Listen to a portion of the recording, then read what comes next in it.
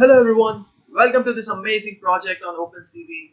I am Kasu, the party instructor, and today we are going to learn how to do what I am doing right now in this screen. As you can see, in the right hand side, my original image is present. On the left hand side, my live sketch is present over here. Okay, which is talking to you and explaining this whole concept right now. Okay, as you can see, it is my mouth's moving. Whatever I'm saying, it's exactly like a mirror image, but a sketch of mine. So we're gonna learn how we can do this, and also we're gonna later in the video we're gonna learn one of the movie thing that's been you've seen in the movies, but you couldn't understand how they are doing it. We're gonna see this in our video. Just watch the video till the end so that you don't miss any of the concept and you get to know this amazing stuff. Okay, so let's close these windows and I'm gonna get you this our spider ID and see our code related to this. Okay, yeah. So this is our code over here. Let me zoom it. Yep, this was I was running right now, as you can see. Now you see this is our normal code. I've imported two libraries. Don't bother about these commented lines. Okay, we will talk about the comment lines later on the video. But just be with a normal code over here. I have imported two libraries, CV2 and Numpy library, and then I have use of my webcam video capture, and I have created a window named Sketch. Now I've created this window sketch window, which we normally don't create our windows. We just doing the using the I am show method in the bottom. We just directly write whatever the name we want to give the name of the window. But in here we actually need to sketch this name of the window earlier in the program. So we just created a window with the name sketch. Then we created this while this loop to so that our whatever the webcam is taking, it can give us a live feed of it. So we created a loop while true, and normally we just capture the whatever it is taking with the two variables ret and frame. Now frame is taking our image, and the ret variable is checking whether it is accepting our image or not, means true or false. Then we have converted our image to a grayscale image. As you can see, the sketch is almost gray. And but when you're working with a sketches, you if you get a black and white image, then that works much more better than a colored image. So I've converted my image into a black and white image, normal, with a CV2 color method, and I've transformed it BGR to gray. Now, as I'm using a webcam, and webcam don't have a very good quality. Okay, you get a very hazy picture. So that's why I did a applied a Gaussian blur over here with a kernel of 7 by created a kernel of 7 by 7. I've created a Gaussian blur and I have tried to clean out the image a lot. Okay, after that I applied this Canny method. Now you know what Canny method is. It is a edge detection method. And if you have watched my edge detection video in OpenCV tutorials, then I've told you that this method is used to create live sketches. If you want to any object that is present over here, now that object can be defined with its borders, whatever the borders it is having, through which we can tell, yeah, this object is that. Okay, so same way, if you are creating a sketch, then you need to have all your borders on the face or anything. So that's why I have created this use this edge detection with these two parameters that I have tested, and you have seen how they were worked. But we are gonna work with these parameters later in the video, and we'll see how we can manipulate these parameters and create even much more better, or maybe not, depends. Then I have applied a threshold because right now when I was using the Canny, it was giving me a mostly the part that you can see was a white part. Let me show you again. Wait a minute. Let me run this program. You can see this is a white part, but basically when we apply a Canny, edge detection, then what it does, it just converts it all into a black. Whatever the portion is white, it converts into a black, and whatever the portion is black, it converts into a white. But we want to look at this way, so we applied this threshold over here, and I've given it threshold binary inverse with two threshold parameters, as you can see over here. And then I did a I'm show the original image, which was the frame one, which I captured from here, and the sketch image, which just came out of all of these methods. And I've used CV to wait key and release and destroy all windows. And now if I run this much of the code, you can see my live sketch over here. But there's a thing in this sketch. It may not be a perfect sketch right now. Okay, there may be a better sketch can be created with a a little bit of manipulation of a Canny method, because we all know that Canny method is a there's a this big flaw in the Canny method, that you need to set these parameters, these thresholds by yourself manually with a hidden trial method, and so that's why it becomes a lot difficult task. And this Canny method is the main base of creating a sketch, right? So we need something so that we can, easily manipulate these thresholds and find the correct image or a better image, better sketch. So that's why I've created this track bar over here. Now I'm gonna comment out. I'm gonna remove the comments from this section. Okay. Now these two are the track bars I've created. Now these track bars are nothing. They are like these two values over here. I'm going to change these values live. When my sketch is present over there, I'm going to change these values over there only. So that's why I've used created these two track bars. Now these track bars require these five arguments over here. One is the name of the track bar, which I've given LTC, and then the name of the window on which I'm going to apply my track bar, that is sketch, then the values from which to which that track bar will move. Okay, I will show you track bar later on. Okay, wait, let me show you track bar so that you can get a good idea on it. I'm going to just remove all the comments.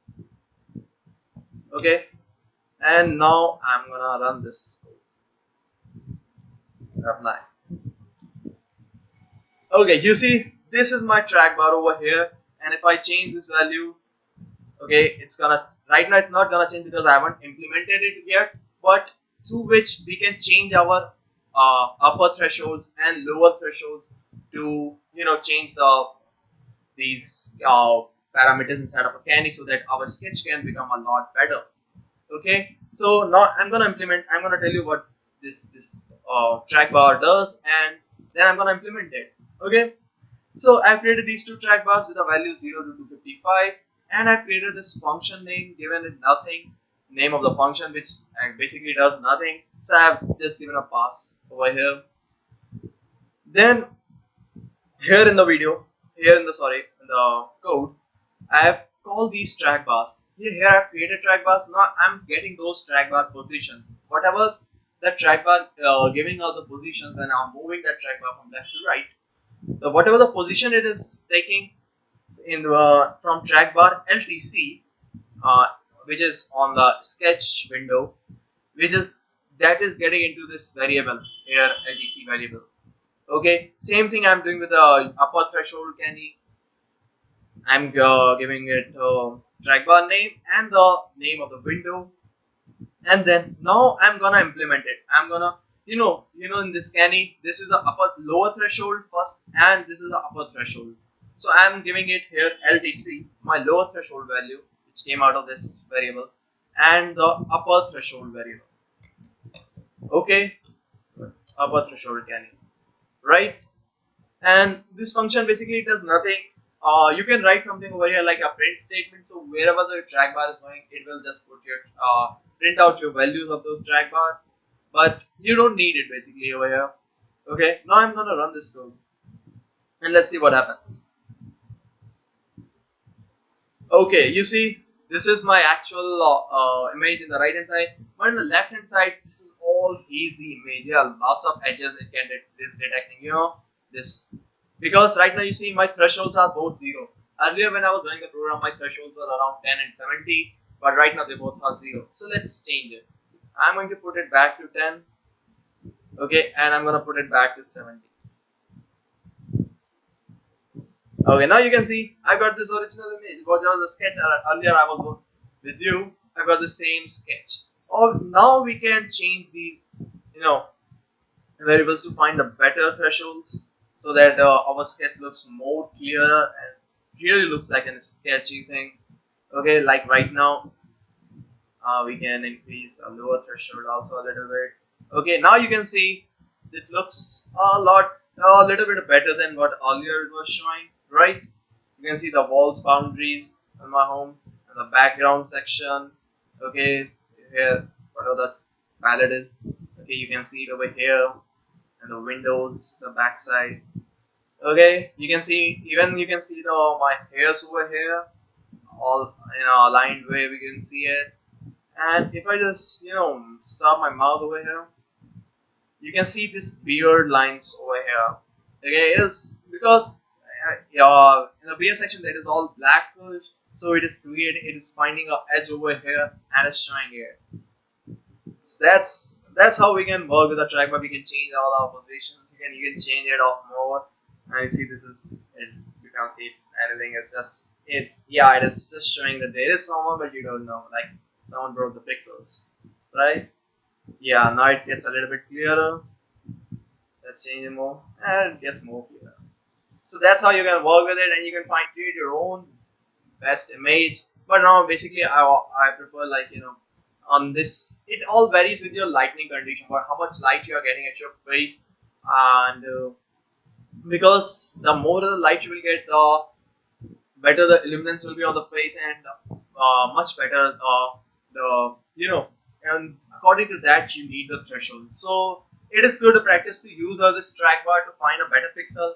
Then if you when you find the better those thresholds, then remove the trackbar and put those threshold values in your Canny method, and then you can create a better sketch of yourself, a live sketch.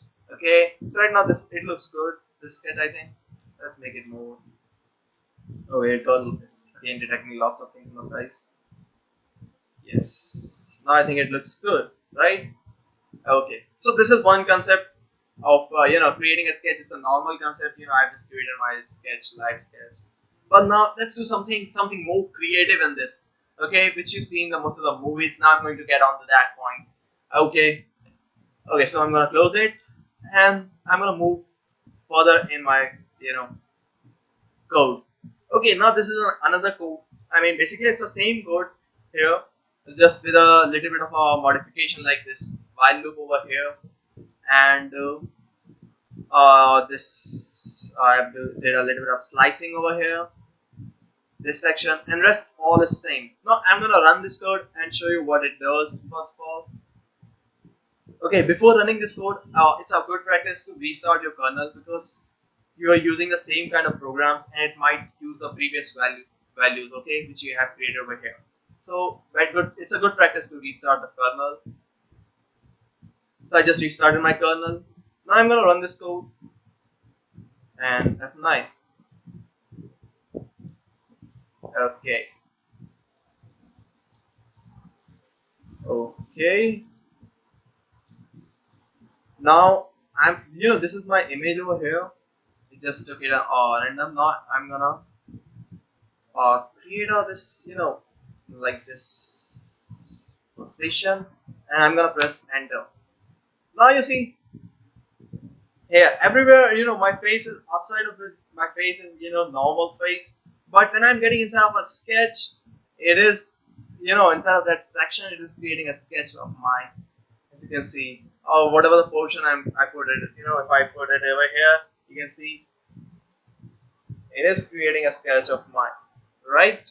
And just in that particular section it is showing my sketch, and the rest of the section it is displaying the normal my image. Okay, so let's see how we are doing this. Okay, I'm gonna close it and we'll see how we are doing this. Okay, so this is our program.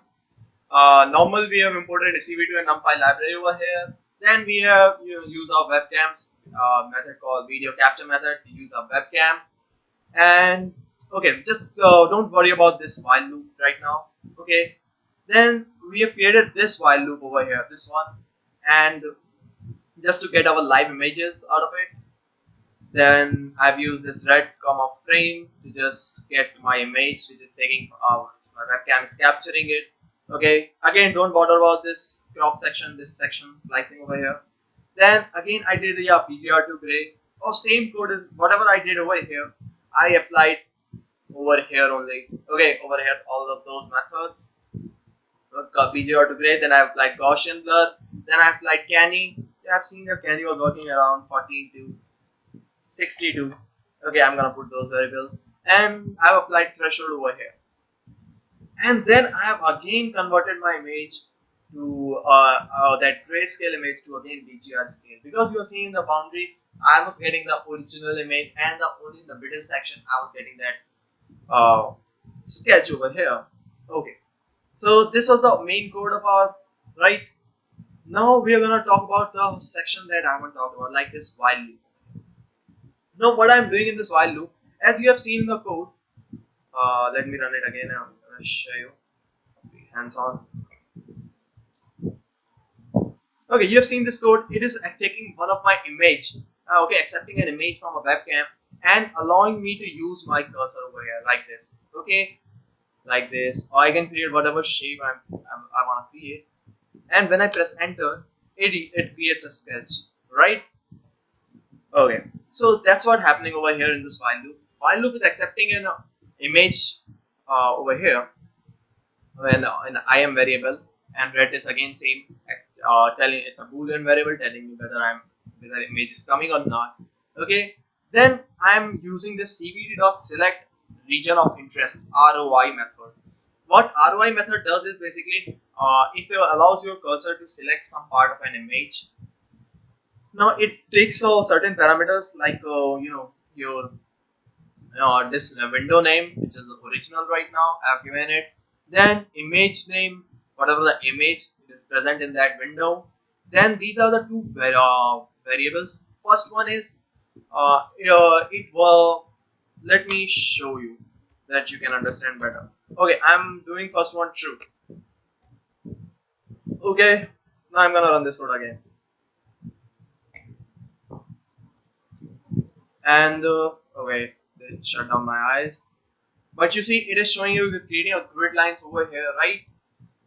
Now, same thing is it. It's it. Okay.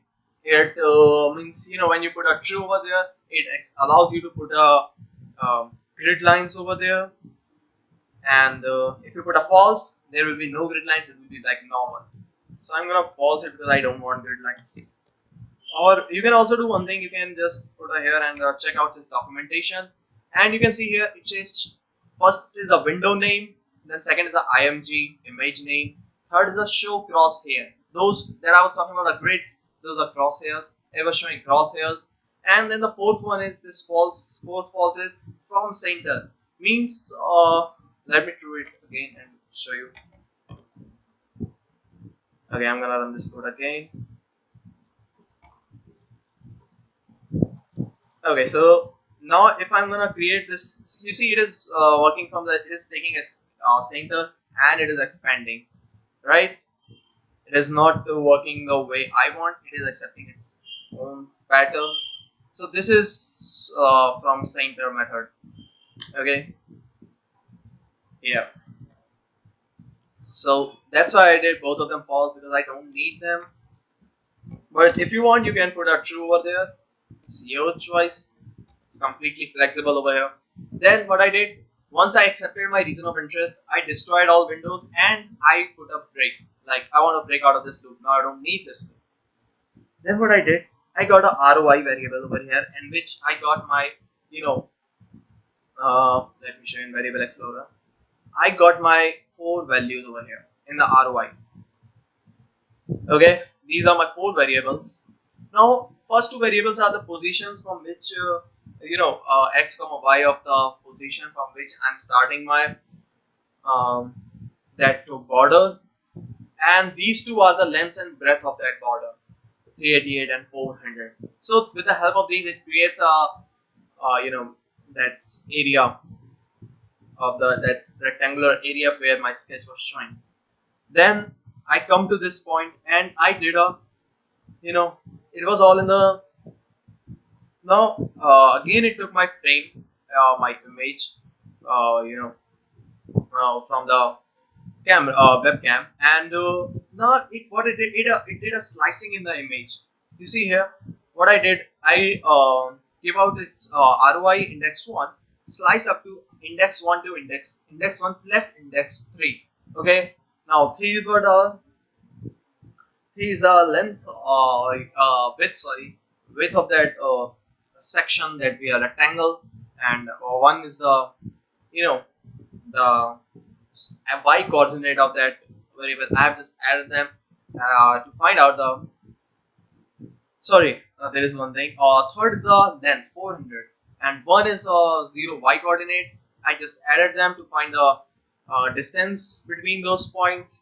And same thing I did over here, starting from the 0th index means 138 and goes up to 0 and 2. 2 is our width, 388. So I've just added them to find out the distance between them to create a perfect rectangle. Okay, then I can apply these four methods that which I have applied above earlier in the video, and then I have again converted this image into a again a BGR color mode.